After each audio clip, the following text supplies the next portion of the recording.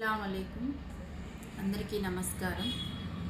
మే 13 జరుగుతున్న సార్వత్రిక ఎన్నికల నేపథ్యంలో ఈరోజు టీడీపీ పార్టీ అధినాయకుడు నారా చంద్రబాబు నాయుడు గారు కళ్ళబొల్లి మాటలు చెప్పి అమలు కాని హామీలను కురిపిస్తూ ఉన్నారు.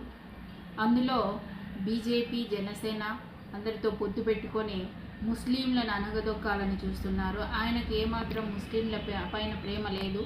ఎంతసేపు ముస్లింల ద్రోహి నారా చంద్రబాబు నాయుడు గారు. ఈరోజు బీజేపీ పార్టీ వాళ్ళు 4% రిజర్వేషన్ని తీసేస్తాము మేము అధికారంలోకి వస్తే అని చెప్తా ఉన్నారు.